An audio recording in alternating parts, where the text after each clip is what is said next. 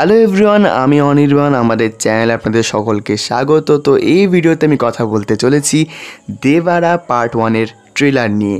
তো চলুন ভিডিওটি শুরু করা যাক।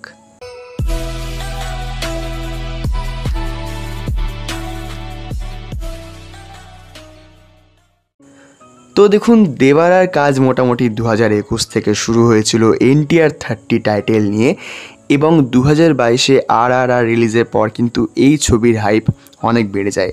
কারণ RRRের যে ব্যাপক সাফল্য, তারপর থেকে কিন্তু পাবলিকরা NTR এবং রামচরণের কাছ থেকে ভালো কিছু এক্সপেক্ট করছিলেন।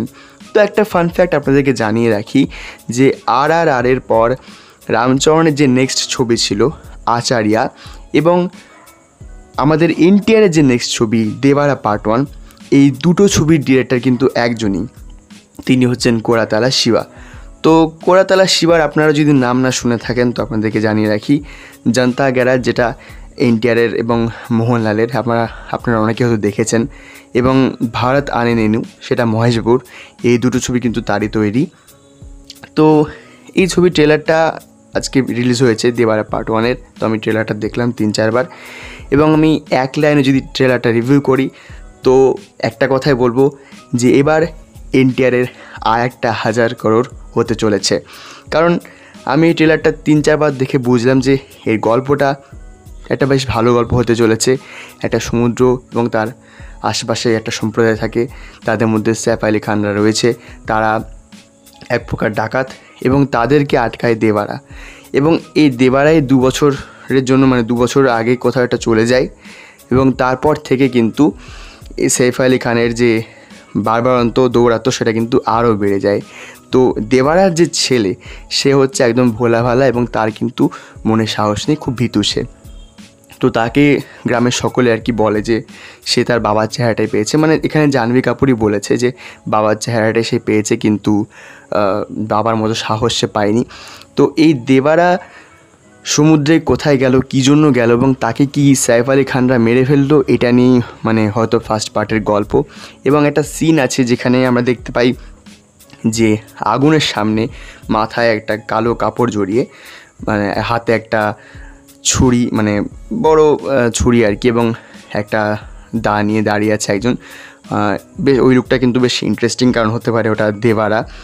এবং আমার মনে হচ্ছে যে এখানে দেবারার কিন্তু ফার্স্ট পার্টে মৃত্যু হয়ে যাবে, কারণ একটা সমুদ্রের সিন দেখানো হয় যেখানে জলের মধ্যে কিন্তু অনেক কঙ্কাল রয়েছে। তো হতে পারে দেবারাকে এখানে সৈফ আলি খান মেরে দিয়েছে কোনো পরিকল্পনা করে, এমনও হতে পারে। আর যেহেতু গল্পটা 2 পার্টে রিলিজ হতে চলেছে, তো আমার মনে হয় যে যেরকমভাবে বাহুবলী, দ্য বিগিনিং এবং সালার পার্ট 1 বেরিয়েছিল, যেরকম একটা হাই টোনের সিনেমা দুটো শেষ হয়েছিল, ঠিক তেমনই হয়তো এখানে দেবারা পার্ট 1-এর সাথে হতে চলেছে। কারণ সেটা না হলে কিন্তু মানুষের মধ্যে ইন্টারেস্টও জাগবে না। আপনারা পুষ্পা পার্ট 1-এর কথাই বলুন না কেন, কারণ পুষ্পা পার্ট 1 কিন্তু সেই রকম একটা টোন ছেড়ে দিতে পারেনি যে মানুষের হাইপ থাকবে, এবং অনেকটা লেটও হয়ে গেছে, সিনেমাটা রিলিজ হওয়ার 3 বছর হয়ে গেছে। তো যাই হোক, আমি ফিরে আসি দেবারার ট্রেলারে। তো এখানে আমার কী ভালো লেগেছে, সবার আগে বলবো এর যে বিভিন্ন দৃশ্যগুলো খুব সুন্দর, এবং এখানে অনিরুদ্ধের BGM দারুণ, খুব ভাল লাগে। এখানে NTRের যে দেবারা ক্যারেক্টারটা, সেটা যখন ইন্ট্রোডিউস হয় তখন যে BGMটা বাজে, দুর্ধর্ষ। এছাড়া এখানে অ্যাকশানগুলো খুব ভালো ডিজাইন করা হয়েছে, সৈফ আলি খান হোক বা NTR হোক, দুজনেরই কিন্তু অ্যাকশান সিকোয়েন্স ভালো। এবার আমার যেটা ভালো লাগেনি, কিছু জায়গায় VFX একটু দুর্বল আছে। তো যাই হোক, সেটা নিয়ে যদি তারা একটু, আমার মনে হয় যে কাজ করা খুব অসম্ভব এর মধ্যে, বাট যদি VFX বাকিগুলো ঠিকঠাক চলে যায় তো সিনেমাটা হয়তো খুব ভালো হবে। তো এই ছিল আমার ট্রেলার রিভিউ। আপনারা দেখুন এবং কমেন্টে জানান যে আপনাদের ট্রেলারটা কেমন লাগলো। ভিডিওটা ভালো লাগলে লাইক করুন, কমেন্ট করুন এবং শেয়ার করুন, আর সাবস্ক্রাইব করুন। ধন্যবাদ।